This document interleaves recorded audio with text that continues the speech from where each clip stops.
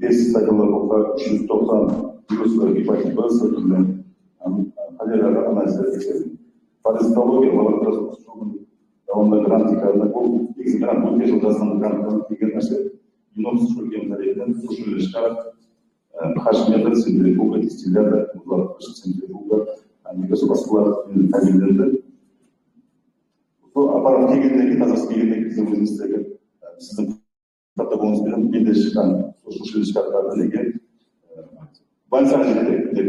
Микроскоп қарасам больницада кожамен лабораторияның несі микроскоп істемеген үшін басқа бөлімнің лабораториясындағы басқа бөлім лабораториясынан пайдаланып микроскопны пайдаланып синтетиканы пайдаланып соларды больницаға өткізеді.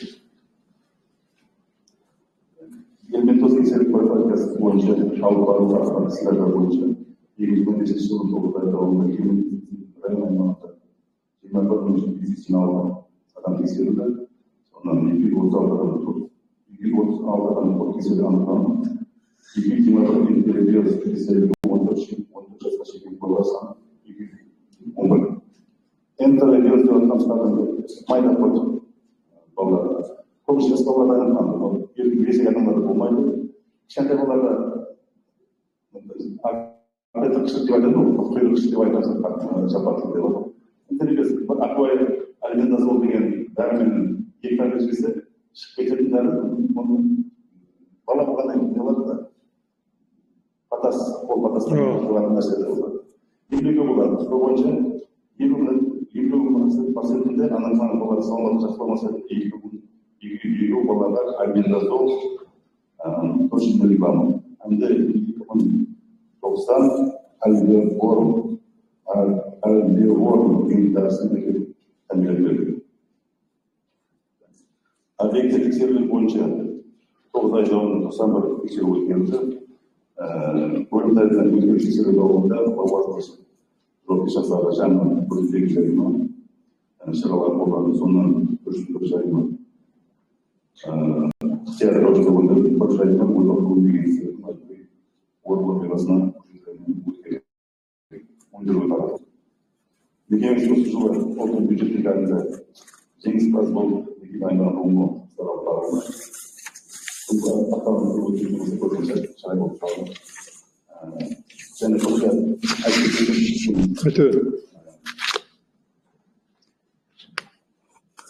өткен жылға басқан күндері поселкесінде Таушы үйлер бұл бастап тәрбие мәселесі шақырып районның басқа районларда бар.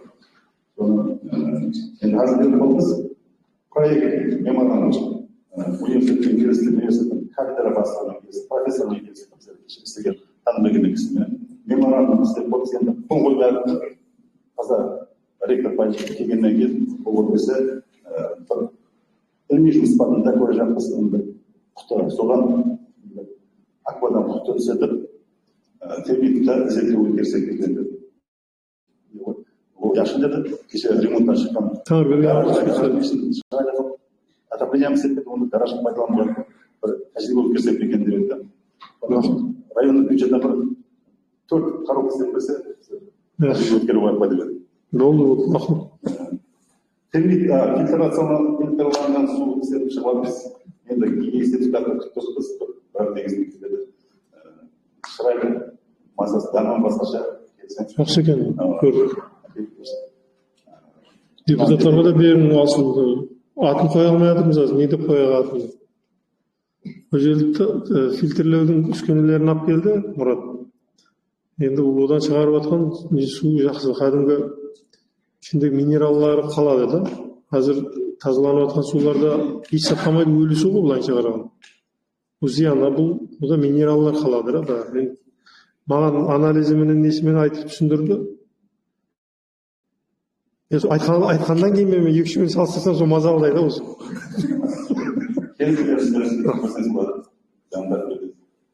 Кімде қандай сұрау бар Мұратқа? Құрметті депутаттар, мархамат Наргиз.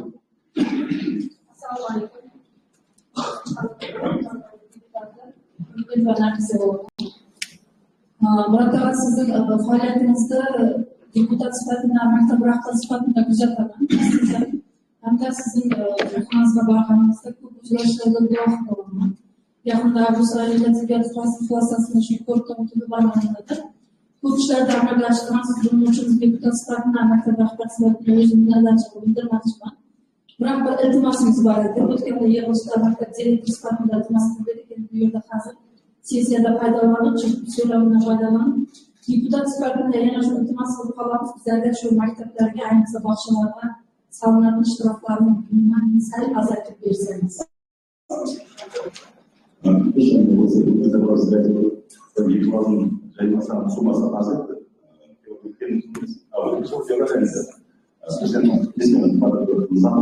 Утроен Лариса.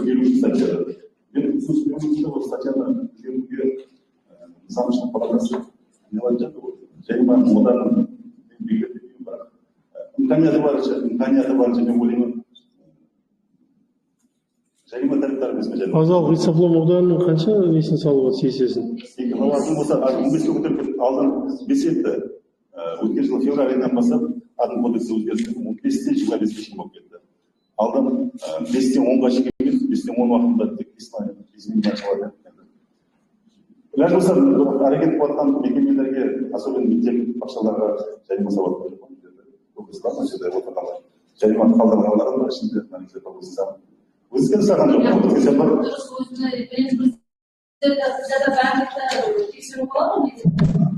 Тексеру болғанда 3 жылдан тексереді, яғни азымыз графигімізді созып бересіз жылда. Мен бірақ дәптершаның оқытушыларына ешкім etirazım yok. Мәйлі оны дәптершаны тексеру шарт. Бірақ кітапхананы umumiy jihatdan olib qaragan vaqtimda shu minimal sal rahbarlarga jabrlab o'tibdi.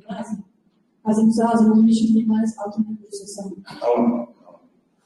Ularga o'zimizning vakolatasidan kelib chiqib usul qilasizmi yo qanday grafiklarni yo bo'lmasa yilda 2 yildan qilasizmi bir azmoz qo'lingizda yordam bo'lsa biz minnatdor bo'lar edik. Endi bari Murat aytib o'tganday neni o'zgarta olmaydi nizomda da. Ол енді әкімшілік жауапкершілік хақында кодексте конкрет көрсетілген, ауырластырылған оны. Bir жолы бар, енді егер итибарға алайық себеп болатын болса, кешірімді себеп те болмаймыз, оны суд түсіріп береді, жеңілдестіріп береді. Мәселен, именно мен бір минимальный қылып бер деп оны айта алмайсың, тикарлайсың, не үшін сіздікін азайту керек дегеннен тикарлап бересіз, бір мәрте ескертілмей қалдым, қателесіп қалдым деп соны айтып отқан неңді айтсаң, суд кемейтіп береді.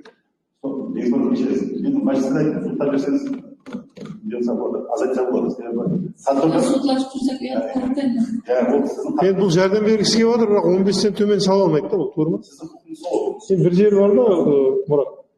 Егер бұл мысалы жағдайын айтып не қылса, мәселен салғанменен, сол салғанда соны не қылу бойынша, азайту бойынша судқа ұсыныс кіргізсеңіз болады сіз. Район сотына. Өзіңіз. Бұл кісі арызы жазса, бұның арызысына тикарланып, сіз өзіңіз салмай тұрып, штрафты кемейтіп беру, бізде 15 минимальный көрсетілген, минимальный базовый. Соны азайтып беру мәселесін, бұның мынандай себептері бар деп жіберсеңіз, суд көріп жоқ, бір минимальный қылама, я ұлыма азат етіп жіберу мүмкін бір мәрте, екі мәрте. Бұл бізге мұражат етеміз, сонда сотқа мұражат етеміз. Бұл сізге арыза береді. Маған мынандай себеплерім, я жастық, я білмей қалдық, я басқа қалдық деген білмеймін, қандай себеп, үшін тикарлап көрсетеді, сөйтіп сізге арыза береді.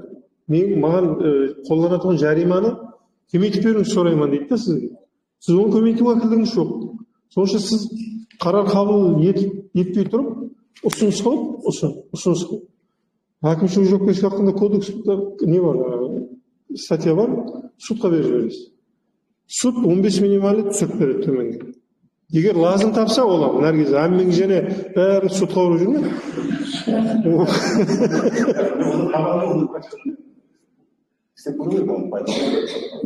Суд лазым тапса, оны қылады. Егер сіздердің айтып отқан жаңағы неңіз, аргументіңіз итибарға лайық болсын. Doğru mu? İşlerіңізге рахмет. Кімде қандай сұрау бар? Мархабат, Олжан.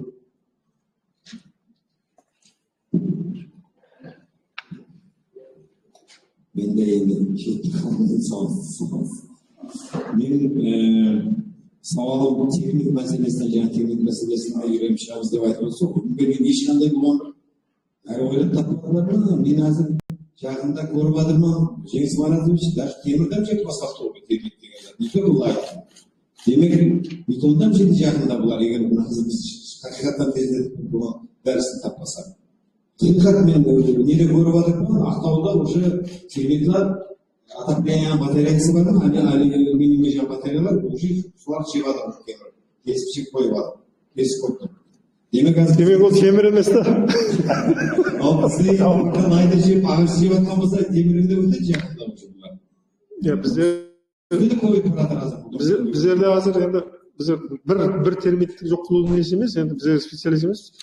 Біздер қаладан ұзақластыру үшін әзір эксперимент қылып жатырмыз. Кешегі құрметті президентіміздің берген жәрдемі үлкен 32,7 миллиард пұл берді, өткенде де айтып едім ғой.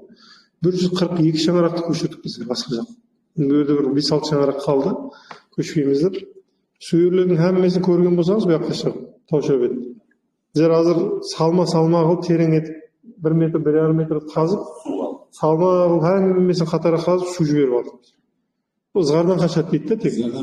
Біздердің мақсатымыз оны бұл жаққа қарап көшіруді, қашыруды. Арман қалаға бермен қарап күн нұры бетке өтіп кете қойса Таушөбет. Одан кейін болды да, оны құта алмаймыз. Оның ресурсым жетпейді, одан кейін қарсы көресіңіз. Соның үшін бір өтсеңіз сояқларға көрсеңіз болады, аз біз соны қылып алдық. Специально хауыз қылып, мына жағына насозлар қойып, насозбен постоянно су жіберіп тұрамыз. Ертең жауын жауса, қар жауса да ана ішімен кетсе, ызғармен кетеді. Басқа ілаж жоқ. Дұрыс, ызғардан қорғат деп білемін, есін отырмыз. Бірақ көшкен адамдар көріп өтесігіме кетіп қалды. Бәрі олар ичекілер кетті, 100% гарантия. Бұл бабышығы зат, шуан құдай береді басқа бір. Дәріледік қой, пұл төледік, бізде шартнама жүздік құратпенен. Кейлерді шыққан бекілер бар, дәріледік қой. Адамдардың өздеріне мынандай неден өткізіп, киімдерін не қылып, көрпе төсегін ағаш затларының әммесін тастап кетті. Мебелді ояқтан жайларға сатып әперді. Мебелді сатып әперді. Тәжірибе үшін ойлап берген келген жылы 20-шы жылы көп мұражаты болды не бойынша клапа деген. Клапа біздерде өзі қарамақта болмаған нәрсе, Россиядан Қазақстаннан келген нәрсе. Өзіміз всегда қажет береді.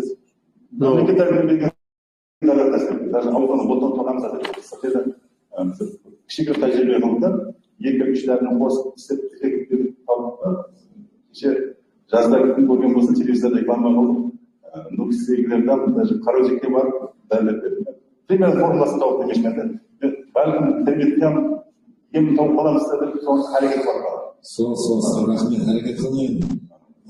Егер сіз жақсы білеміз, мен ойлаймын сіздікі болады, сіз табасыз. Рахмет, сол. Рахмет. Кімде сұрау бар және? Бауырат қол көтердің ме, болды ма? Жауап алдыңыз ба? Егер сұраулар жоқ болатын болса, қара жауға даярланды, құрметті депутаттар, мархамат мұрасабын білдіріп қойсаңыз. Қарсы бейтарап жоқ, демек қарар қабыл етіледі. Күн тәртібіндегі соңғы мәселеміз. Рахмет. Мектепке шекемге мектеп білімдендіру бөлімі тарапынан өткен 9 ай давамында әмелге асырылған жұмыстар бойынша сөзді бөлім бастығы Файзуллаева Досманбетовна береміз. Бұлар қысқа етіп айтасыз. Регламентке өтіп арқалатып. Мархамат. Участковиклер бюджеттерден окуучунун кызматына атайын асыруу келишимиз болгон салатты сапалуу берүү, жаңалык сабактар жаратуу, окуучу жаштарды кәсибилерге бакталоо, өнүгүү мекемелеринин бак базасын түзүү, окуу тәрбие жумуштарын сапалуу жүргүзүү катар вазифалар белгиленген. Мен ошол маселе боюнча биздин районда азырын иши райондардын директорлор кеңеси боюнча өзүбүздүн директорлорго биздин райондарда еш проблема жоқ. Мен har rayonda барып әсіресе Қамқор районында. Енді бүгінгі Көшелі районының Көшелі мектебінің бөліміне қарасты Қырғызда 16 адам беру, бір жекешелік департаментке 25 мектепке шыққан көшелерді алу, жаңа райондар учаскесіндегі 22.557 оқушыларға 2296-дан астам оқушылар, 3-6 жас 9-10 балалардан 2486 яғни қамтуға 77 болды, пайдаланушыларға 406 болып тәрбие So'ndan mamlaketlik bog'chalarda 520 tarbiyalanuvchilar, mamlaketlik emas bog'chalarda 645 tarbiyalanuvchilar, shahar bog'chalarda 1820 bola tarbiyalanadi. Endi birinchi klassga kelgan o'quvchilarimiz haqida biz ma'lumot berdik. Endi undan tashqari 2026 yilda birinchi klasslar uchun 4 bölümlük to'plamlari birinchi klasslar uchun chet el ishtirokchilari, mektep platformalar, yana 506 armadagi 740,907 sababli qabul platformalari tuziladi. Bu raqamlarning mamlakatda qatnashgan xalqlar tarafından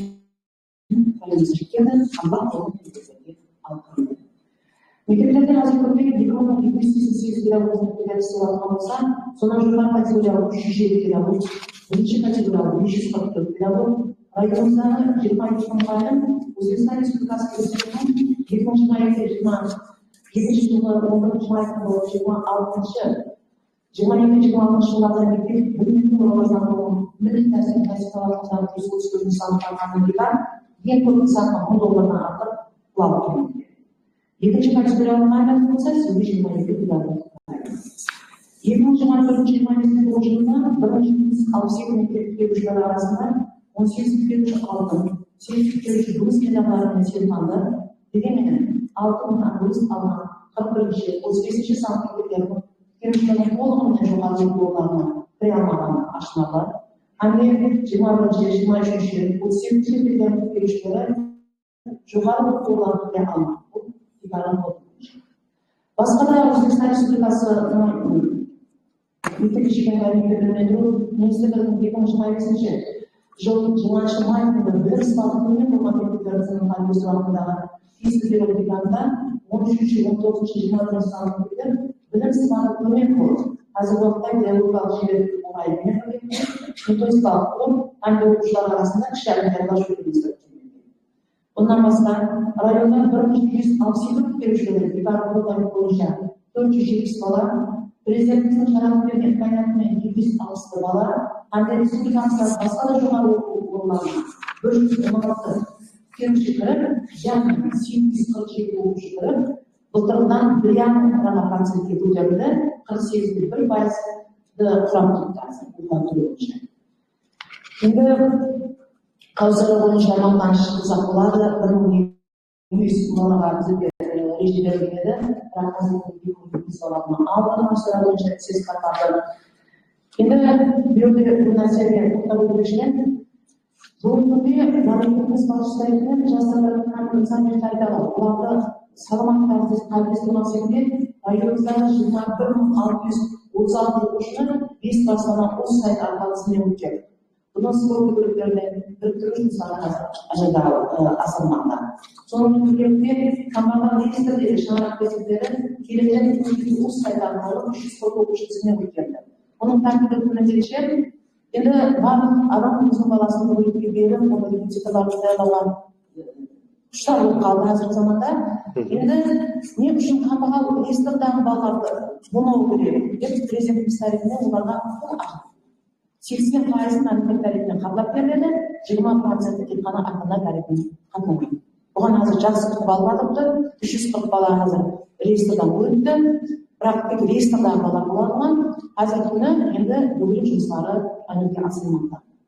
Райондағы әрбір мектепте оқушы жастардың ұсыныстарын мазмұн жүргізу мақсатында қосымша олардың спорт бөлімдеріне тарту, нақты шаңырақ президенттерімен жеке тәртіпте іздесу, шаңырақ махалли білім мекемесінің бірге іздесу концепциясы арқылы тәртіп беру жолға қойылған болса да, дегенмен толығымен қойылды деп айта алмаймын, бірақ мектеп оқушылары арасында 2025 жыл 9 ай davomida 3 жинаят жүргізілді.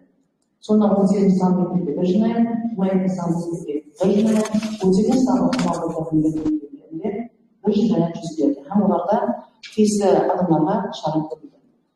Қожалар районында 2025 жылдың басында мектеп кешенінде 307 жастағы балалар саны 9,7 болып, сонан октябрь айы жағдайына 4781 бала, 26 мемлекеттік, 88 мемлекеттік емес, мектеп кешенінде бірнеше жүргізілген қамтып алды, қамтып алу көрсеткіші азайып келіп 77,1% құрайды. Мемлекеттік мектеп кешенінде бірнеше жүргізілгенде 428 педагог бар. Сонан 200 жоғары 96 мектеп. Biz 67 orta ana ma'lumotlar pedagoglar uchun saqlanmoqda. Usul o'rta ma'lumot pedagoglarda yuqori bilimli deb atalgan holda bo'lim ma'lumotlarini usullamalar tayyorlanib, yuqori o'rinlarda bo'lganlarda charatmoqda. Ham bu yerda o'ziga sizga muayyan tarbiyachi usul ham ikki buxgalter ishlaydi. Jasur sektordan buxgalterlarimizdan ikkovi hozir yuqori rayonimizdagi mektab ishchilarni 3 yil tasdiqlanganlarni ham orttiruv, mektab ishchilarni bilimini ham almaqlarni aniqlamaslikda bo'limga qarasi bari mektab ishchilarni bilimlariga uzoynoqda ham yaqin joylashgan maqam qarorlar joylar, ammo avval qarorlar joylariga xatlov o'tgan.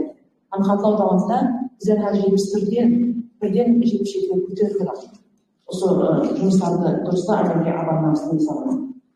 Rayondagi ikkinchi ham 60 sonli sonli 11 sonli ishga bilimlari attestatsiyadan ham akkreditatsiyadan o'tdi. Bununla birga bo'lim talabini tasdiqlagan rejimlarda o'zsiz o'quvchilar ham ashq sabablar bilan o'tkazib bormoqda. Rayondagi barcha mektab ishchilari tarmoqlarini majburlar bo'lib, may bo'lib isloh qilmas orqali bolalar mamlakatdagi ishchilarning qabul sistemasi qo'llanilgan. Elektron shiqis ham rasmiy amaliyotga yo'l qo'yildi. Barcha mektab ishchilarining bolalarga astrolarga, qo'maqonalarga ko'tarilib bo'lganda ahvol qanchalar bo'lmoqda.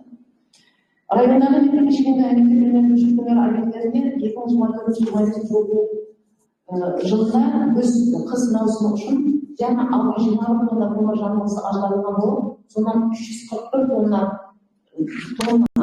861 килограмм ауыстырылған көмір болды. Соның есебінен бізге 793 тонна көмір алып келді, 668 тоннасын көтер үшін 125 тоннасы шекенді безендіру жүргізілген үшін. Өзбекстан Республикасы Министрлік Кабинетінің 2015 жылы айында 3 саны қарарларында Көшелер районының кешенді мектеп бөлімдерінің бөліміне қарасты 20 мектептері һәм шөкелері үшін 30 дана ыстық қазанлары, сонымен бірге 219 дана жаңадан заманауи кабельдер алмастыру үшін проектісімен жүргізілген орнату жұмыстары алып барылуда. Бүгінгі күнде 4 саны мектепке 1 дана, 5 саны мектепке шөкелеріне 2 дана ыстық қазанлары орнатылды. Ondan sonra 4 saatte 4 tane, hem 3. 4. 5. 6. 10. 11. 17. 15. 16. 18. 19 saatte bir şeyden çözümlerine 47 tane kaybolmalar bulundu. Bundan sonra kala orayından az ayaklarda жайласқан 16. 37. sanlı 16. bölümlerine, sonunda 9. 13. 16. 17. 31. sanlı 16. bölümlerin mekteптің филиалдарынан жаңа 8 дана 5 тонналық субараларын алу үшін қаржы республикасынан 136 миллион сом қосымша қаржы ажыратылды, һәм жергілікті алынды. Бөлімге қарасты 20-30 саны ұлттық мектептерінің қазандықларын жаңадан оқу жұмыстарының әмелдасында смета құжаттары ісленіп, бірінші басқыш жұмыстары анықталды. Бөлімге қарасты 29 білім мекемелерінен 12 мектеп 17 ақшаға жергілікті бюджет есебінен 7 саны оқу мектептеріне 2024 жыл ашық бюджет есебінен 34 саны оқу мектептеріне қайырымдылық есебінен 41 саны оқу мектептеріне инвестиция дәстүр есебінен пияж панельдер құрылып пайдалануға тапсырылды. Бөлімге қарасты 43 саны мектебін қарастырылды. 14. 18 саны мектепке шекараларының жүргізілді. Bir данадан 35 саны мектепке мектептің өзінің 2 дана, және 5 дана қызылқайлары орнатылды. Енді басқа 8 мекемеге біз қазір жолдарда 8 мекемеге бұл ажыратылды, және 2 данадан 16 қызылқайлар орнатылды. Бұл қалаға мектептің территориясынан 300 метрге шекараларды алатын аймақта оларды әрдайым жақтау үшін қойылды. Болды, есебатыңыз осында. Клара мінекей көрсеткіштеріңізге қарап отырмыз, көпшілік тәріптен тыңланып алмадық та, азыр халқымыздан тыңлап отырдық та, енді Unamlı көрсөткүчтөрүбүз көп, албетте. Құрметті президентimiz сондай дәрежеде шариат жаратып жатырды, қолдап қуатлап жатырды, материалдық техникалық базаларын сақсасып жатыр. Өзіңіз айтып жатырсыз, камера, басқа, анау-мынау. Ұлым айтқанда жақсы. Мектептер жаңа өзіңіз баста гәпіңізде айттыңыз, басқа райондармен салыстырдық. Басқа аймақтармен салыстырдық, анағұрлым дәрежеде жақсымыз, бұны мақтанып айтамыз деп жатыр. Хақиқаттан дұрыс. Бәрі бұл президентіміздің жәрдемі арқасында. Енді мен азыр есеп кітап қылып отырған 21 мектепте оқуға кіру дәрежесі 25%-дан төмен. Не үшін ондай? Не үшін төмен? Осындай берілген шариатлар, осындай берілген іті бар, $1000 айлық алатын міне 22 мұғаліміміз бар дедіңіз. Санап бармақларыңыз жетпейді сіздің қылып отырған азыр реформалар, қылып отырған іті бар, бюджеттен ажыратылған қарызларға. Не үшін сондай бір пайтта 21 мектептің директоры білмеймін қалай олар шыдап жүрді, 25%-ға да жетпей жатыпты олардың оқуға кірту дәрежесі. Неге ондай? Енді біздің бұл намазды қолға алғанымыз мониторинг жасалып, сонымен бірге мұғалімдердің аттестацияларын өзгеріс, аттестацияны таярлауды бастағанбыз. Сонымен бірге қазіргі күні 312 санын қарандырғанда мұғалімдердің мына шет тіл пәні мұғалімдерінің екі сертификатын немесе оған тәуелсіздіктен бір сертификат болмаса, оларды жұмыстан шектестіре деген әдегі тапсырмада болғанды. Мен ұстазды қолға алу мақсатында біз мектептерде жоғары категориялы мұғалім таярлау бойынша жұмыстарымызды әлемде асып бастадық. Бәрінен бір айдағы жұмыс істеліп көрінбей жатырды. Мониторинг жұмыстарын бастап жатырмыз. Енді міне де Клара апа 21-ші мектеп, 38-ші мектеп, 23-ші мектеп бұл жерде бар болса тұрсын директорлар. Bir adamdan kırmegen de. Ben mesela 21-ші мектепте 12 адам тіркелген екен. 38-ші мектепте бір адам тіркелген, одан кірмеген. 23-ші мектепте 7 адам тіркелген, бірақ кірмеген, нөл отырды. Одан басқа 11-ші мектепте 9%, 17-ші мектепте 10%, 32-де де 10%, 12-ші мектепте 13%, 5-ші мектепте 14%, 5-ші мектепте. 8-ші мектепте 19%, 13-ші мектепте 20%, 15-ші мектепте де 20%, 24-ші мектепте 20%, 19-ші мектепте 19, 4, 35, 28, 40-ші мектептерде 21%, 27-ші мектепте 22%, 31-ші мектепте 23%, 20-ші мектепте 24%. Басқа мектептеріне кіріп отырды, 42-ші мектепте 75% оқушысы кірген турма. Ондан кейінгі 30-ші, 18-ші мектептерде 50%-дан кірген, 45% кірген бірінші мектепте мысалға. 44%, 39-ші мектепте кірген турма. 7-ші мектепте 37% кірген. Бұлар абдан жоғары көрсеткіш, бірақ аналарға салыстырғанда анағұрлым дәрежеде үлкен де көп.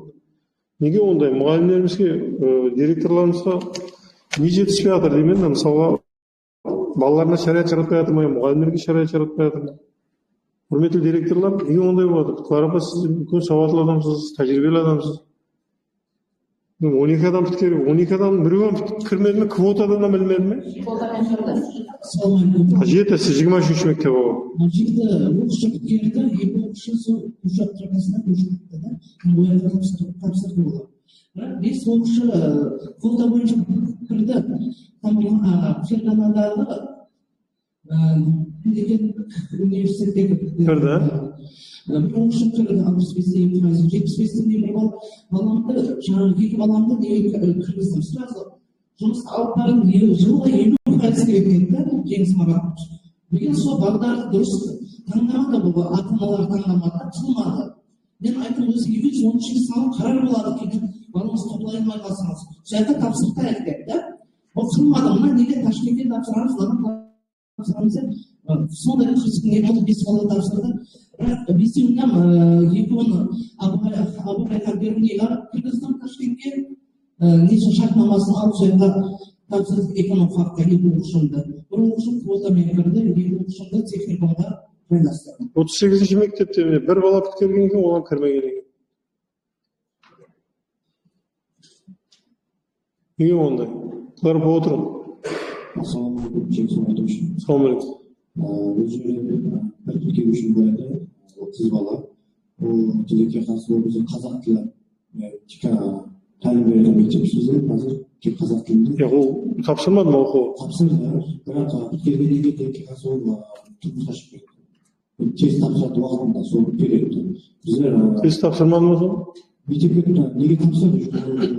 Бағын төмен болған тілекке қарсы. Басқа район тұрмысқа шығып кеткен себеп. Бірақ оны сол жерде қадағалады. Біздер дұрыс түсініп берсек ол журналистер бойынша қалай десе өзім ең соңғы уақытта біткерместен бұрын Мектеп біткермей тұрып тұрмысқа шығып кетті ме? яғни біткергеннен кейін 21-ші мектеп кім? 21-ші.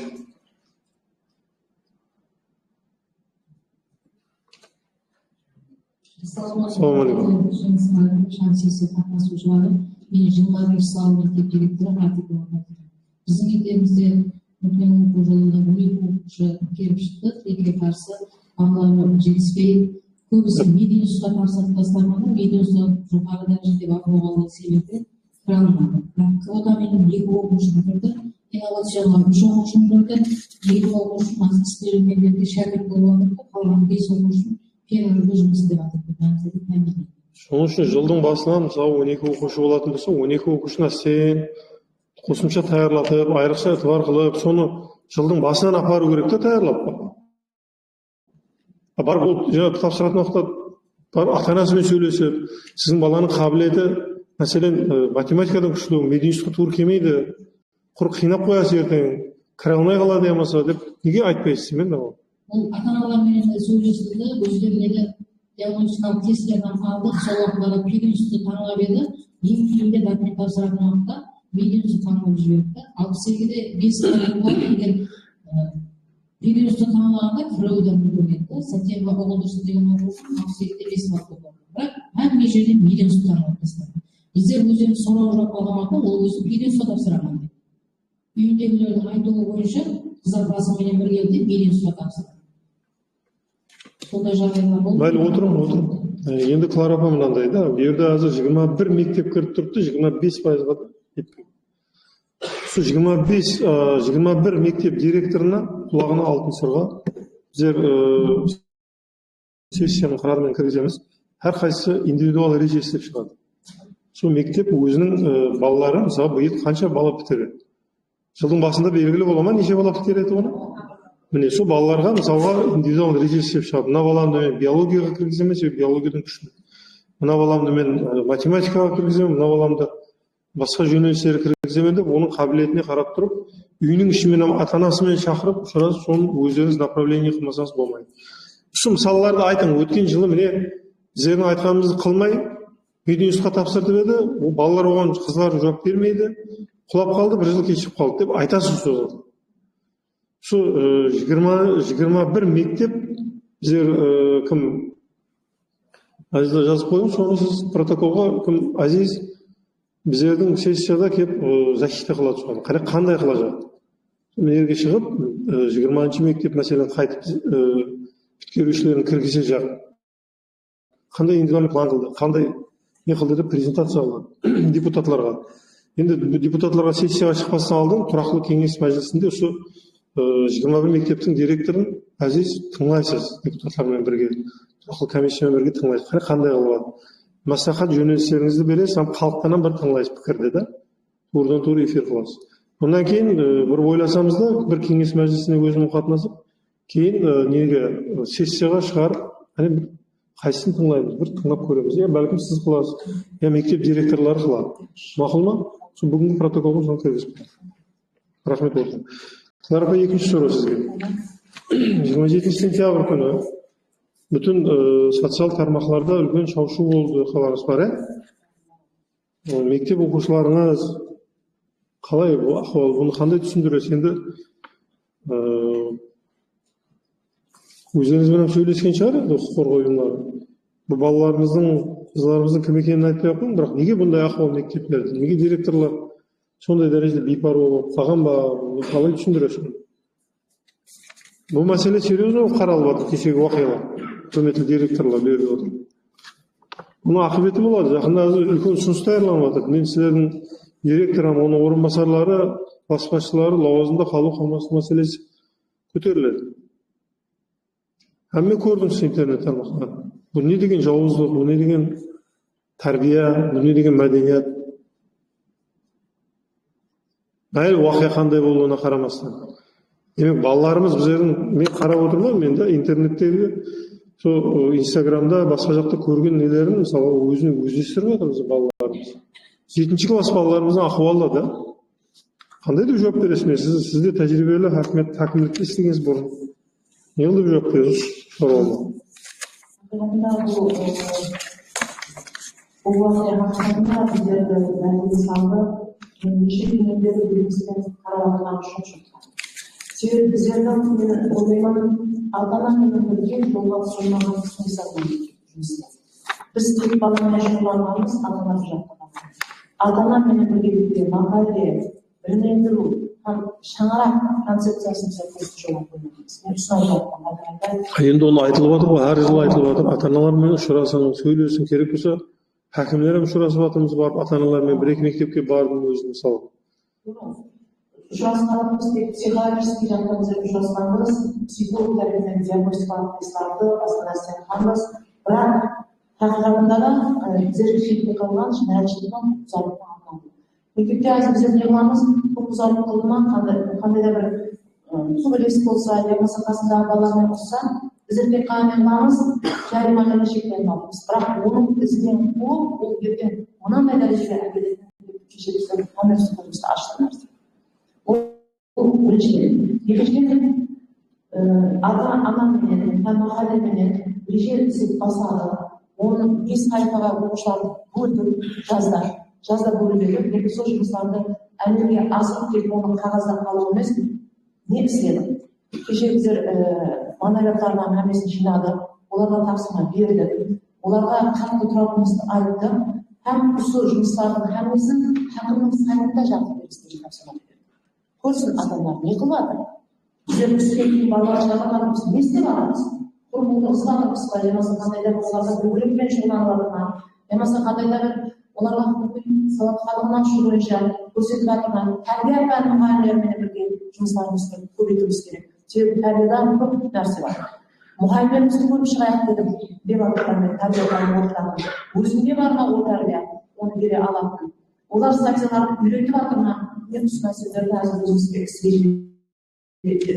көріп шығып, 2 күннің ішінде біздер оны мұғалімдер келіп. Енді қаттырақ аламыз ба, әлжімсам жоқ.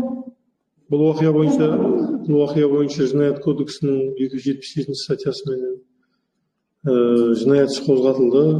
Тергеу әрекетлері оғатыпты, тергеу доғамында мен білмеймін. Сіздің мектеп директорлары, директор орынбасарлары, яки басқа тиісті жауапкер шақсылар тауып, оларға қаттырақ шара көру мәселесі шешілуі мүмкін, мен айта алмаймын. Соның үшін қатты қарап, әрбір мектеп керек болатын болса, директорлар қол суып, жұмыстан ұзақласып кеткен болса, міне балалары да уже кірмей жатыр. Маған тәсір етіп отырған жері 21 мектептің балаларының ұлымы оқуға кірмеген маған тәсір етті. 9%, 5%, 7%. Бұл директорлар қалай мен директор болған деп істей алады бүгінгі күні? Қалай? Ол кету керек ол болғаны да. Тем более айрым директор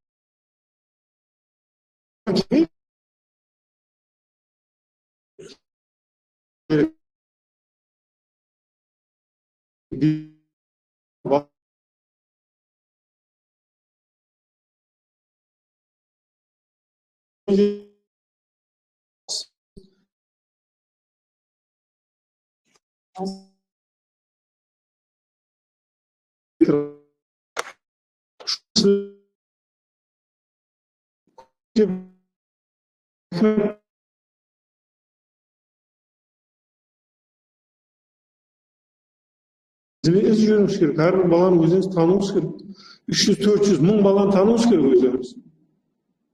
Аны çoğukta жұмыс болады. Қайсының характері қандай психологияға ие, қандай, неге бейім бұл бала? Неге бейім бұл бала? Төбелеске бейім бе? Біреудің үстіндегі нәрсесін тартып алуға бейім бе? Әрқилы жаңағыдай майда құқықбұзарлықтар, жаман іллетілер, насыбай ату, сигарет шегу, ішімдіктер, ойын әрқилы жаңағыдай құмар ойындарға бейім бе ол бала мысалы? Ата-анасын айтқанын тыңдамайтын адамдар ма мысалы ол балалар? Сондай қалыптасып жатыр ма ертең? Оның әммесін сіздер білесіздер. Оны хакимиятта отырып, біздер, махалледе отырып, махалле білмейді. Ол махалледе ата-анасын білуі мүмкін, басқа білуі мүмкін. Onun için bu derslerге сәл қаттырақ қарамасаңыз, шара көрмесеңіз болмайды. Шара көрмесеңіз болмайды. Маған мына оққа кірмеген 21 мектеп директорын мен білмеймін. Өздеріңіз уәкілдік шеңберіңізде шарасын көріп береді. Ізінен қалмаймын мен бұларды. Депутатлармен біргелікте сол 21 директорды мен тыңлаймын дей салады. Егер құрметті депутаттар мақұл көрсеңіз бұны. Қазір мен кіргіземін бұны протоколға, сіздердің айтқаныңызбен мақұлдасаңыз. Сөйтіп бұлардан талап етеміз. Бұған әлбетте оның кейін мақұл ма, мақұл емес пе, депутат сессияның қарарын қабыл етіп жіберсем, 21 мектеп директорынан жұмысты алып тастай береді. Сессияның қарарын қабыл етіп, мен Нұрсұлтан Таласбаевна министрлікке, жоғары ұйымдарға ұсынамыз. Не болады онда? Сессияның қарарын бекар ете алмайды ешкім, шешім қабыл етеді ол. Onun için жұмақ шығарың Клараға, сіз де енді тәжірибелі адамсыз. Әмме тарауды көргенсіз, өзіңіз де мектеп директор болғансыз, соның үшін басқа мектеп директорларға бір жұмыс бітетін жағын қылуыңыз керек те, қағаз толтыра бергенмен пайда жоқ. Қазір әмме жер қағаз базып болып кетті. Бітетін жағын қылың, бір нестандартный мünasebetler білдірін. Индивидуал істесін баламенен, ата-анасымен индивидуал істесін. 47 деген статья бар адым кодексте мысалы, ата-аналарына шара көрін. Азымыз қарасын. Үкімет соның үшін 18 жасқа шейін ата-ана жауапкершілік қойды. Мақұл ма? Сұрау бар ма, Клара? Мақұл.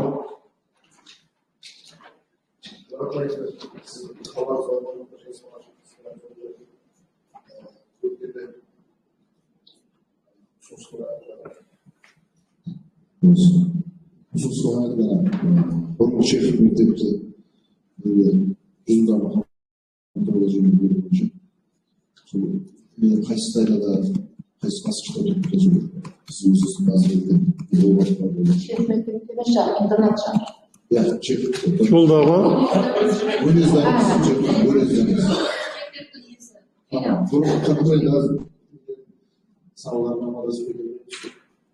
Енді ол қазір даватсыздың өзіне өзін тұрыпты, болсын арасында 43 сал мектеппенен, сол 41 сал мектептің бұл филиалы. Бірақ қазір оның тығышы бойынша біздер оны ұсынысты кірттік, жазып бердік, сіз айтқаннан кейін хат қылып, жоғары ұйымдарға ниет бердік, біздер Нұрсұлтан Таласбаевнаға да бердік. Біз соны айтқаннан кейін бірден мемлекет активіне өтіп кетті ол мектеп, һәм оны дықшы қылып қазір детсад ашудың ләжін қылған. Соны бір ілтимас берің. Біздер неше мектепті бердік қой, ана вокзалдағы мектепті бердік. Мына мектепке шекемін мына құмбыздағыны бердік. Біздер соны махаллеге бір бере қойын, ілтимас сұрайық, бірден ол дықшыға керек болып қалды. Мүлік олардікі, соның үшін біздер өрді азизаға еш нәрсе қыла алмадық. Мәлі көрейік, қане дықшы істеп кетсе жүдә жақсы. Істемесең онда көреміз. Мархамат. Yıldız'a marhamat. Ya Tevkil ağa geçiriz. Tevkil ağa bir görünüyor. Bugün korulatımız o 3 klas kütüphanede benim ömürde atlanıvatırdı. Bıraktan önceğiniz muhabbet üstünde köp ballar, köp mektep sırtta kalır. Endi aytатын болсам, Өзбекстан боюнча бет kesке түшкөн 40% minimal балл жинау. Енді біздерде азыр ғана директорлар айтып жатырды, бос қалып. Азыр егер районның бәнсіздің есіне барады сөйтіп бітірген. Оны директорлар кәсіпке оқытама, олардан бір қарап шығу керек, оларды бәнт етіп. Мен репетиторға беремін, баяқыларын ойланып. Тағы да нұранилардан сіздердің мектептен пенсияға шыққан 3 нұранилы мектептерімізге біріктіріп жатырмыз. Директорлар, зам директорлар, олар барып бір жәрдем берейік десе, Endi ayrim direktorlar yapmaydi. Onday yerden kerak emas deganda bo'ladi. Shuning uchun samimiysizlarga bir masalalarni Barba o tövgülama aytgan usunusunda ülken mani var.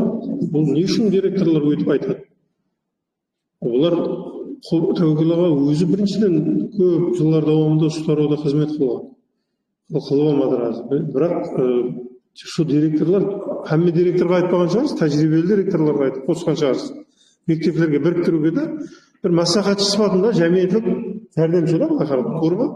Неге оны мектепке бекітеді, директорға мәслихат береді, мұғалімдерге мәслихат береді, балаларға тәрбие береді. Бұл ма пайдаланады да өзінің жәрдем. Пайдаланып көреді. Детсаздарға екі неден бұл жалдардан бір. Олардың қайта шақырылды орны Енді кете береді. Тәуекелға қазір екі проблемасы бір сұрауымыздан өткен. 15 сентябрь күні ежелгі президенттің сенімінің мамандары биылғы оған кірген оқушылардың hammasini техникумға тарту 3-6 ай болған оқушылардың кәсіптік бағдарланды. Енді ертең мына 4 октябрьден бастап квотаның уақыты тамамланды. Одан кейін кім техникумға кірді, кім босқа кірді, ұстаздың қызметтерін қуамыз. Одан кейін оларды техникумға тартуға жолдаймыз. Bu birinci sorunuz hocam. İkinci soruda ben hazır istadıktan sonra özümüzden olanı birlikte yazanlar, birlikte sesliğine, birlikte anlatsanız, ben olanları düşündürüp, bir Allah'ın terbiyelerinde жазып koyduğumuzdan әлбетте насихат керек. Маған айтсаңыз, Allah'ın мен анамын. Мен сізге біріншіден, еш уақыт демедім, бірге келесіз. Özlerinizin usunuz boyunca işlenmeydi. Aldığınız başlar. Nuranilarımыздың өмірлік тәжірибесі, минеттерінен пайдалану керек. Үлкен жәрдем. Кімде сұрау бар? Мархамат. Қысқаша болсын, жолдашыға мархамат.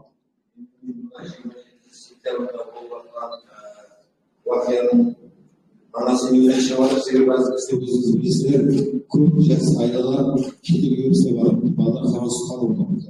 Уже үшінші класстан келіп қарасаңыз мектептерде қаттан уже өзінің разборщиклар пайда болды. Ну, есть такое. Бұны біз қарамаймыз. Үшінші классын басқа шықпасын деп жасырамыз біздер. Мен сізге өзім білгеннен кейін қайда болған айтпай қояйын, маған қандай сондай болып жатыпты. Bunu biz әзірден бастап біздер оқыған кезімізде дневникті поведение деген болады.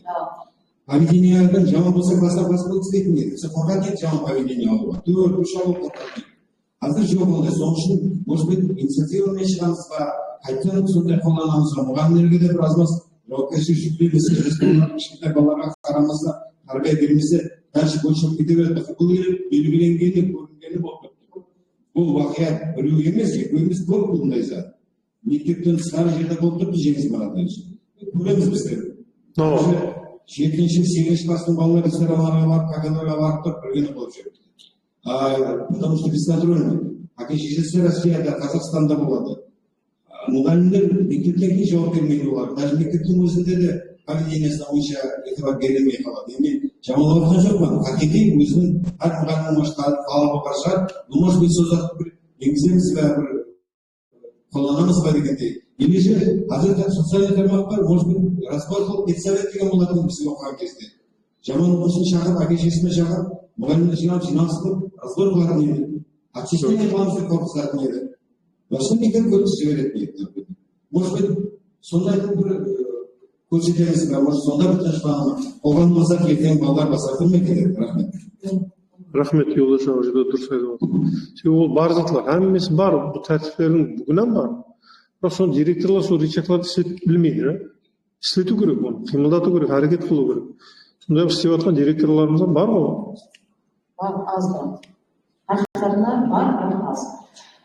Иншалла, әзір сіз жасынан сен айтыңыз, бұл қадағалауымыз десеңіз. Қарағанымыз, әмі.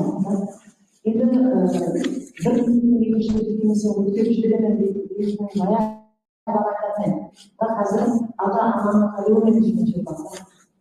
Ата-ананың қалауымен жүрген. Бірақ баланың болмайтын баланың соның үшін біз айта алмаймыз, бірақ специалистке салу, директор жанындағы мәжіліске салу ол бар. Оны бірақ көрсетпейміз сізге, сыртақамады, одан кейін 5-ші сағатамаса көрмейтін заты жоқ балалар. Көрмейтін заты жоқ. Біз туалет мекеме үшін камера қойдыңыз, әзір фотосы камераны қаққа қояққа сені көріп деп келеді. Не үшін? Себебі балаларымыз бір 10 минутқа екеуін қалып кетті ма, біздер айтамыз, бар көріп кетіп, балаларға айтатын болады. 5-ші класстамасы. Бәрі бала жылы цифр барады. Енді біз айтатырмыз, интернеттен тартамын, бірақ интернеттен тартамын тартамын. Біздер интернеттен қоймайды. Бірақ сіз өткеріп біліңіз, бірақ бұл мәдениетке жете аламыз. Соның үшін біздер жиналыстарда радиосын контроль көруге қалаймыз. Радиосын контроль. Балалар қайсы айтады. Енді одан бұлағымай, соның үшін әзіресе мынандай жаңа сіз айтыңыз, жақсы Қазақстанда жүрді. Кешегі 27 сентябрьдегі қалыпта жастарға көрген болсаңыз, әрбірінің ата-анасы я ажырасқан, я болмаса Қазақстанда жүр. Ақиқатын сондай, назарат етіп болады. Ата-ана ұлдауға келеді, бала назаратсыз. Болмаса 9-дағы зат біздерді қызығып естемесі болған, бірақ біз қолдайтын зат. Біздер айта алмаймыз өзіміз айыпсыз сіздерді, айыпсыз. Қандай да mesele айыпсыз. Рахмет. Бұл бойынша қазір Кларафан сауаты бойынша қарап жою бар таярланған. Құрметті депутаттар, мархамат. Мөнәсәбәт білдіруіңізді сұраймын. Қарсы бейтарап жоқ. Демек қабыл етіліп отыр. Рахмет.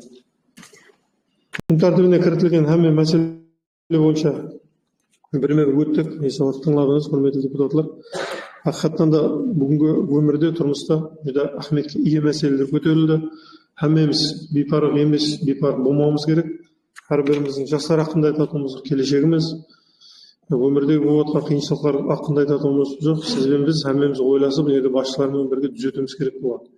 Соның үшін бүгінгі күнде біз халықтың айыбы болып, депутат болып, халықтың қызметінде жүрміз. Соның үшін көп мәселелерді турдан тур айтуымыз керек, бір-бірімізге айтып, бір-бірімізге мағлұмат беріп, бұның қандай шешімі бар? Егер шешімдерін өздеріңіз білсеңіз, ұсыныс қылып, тәклif қылып берсеңіз, елі де мақсатқа мауап болады.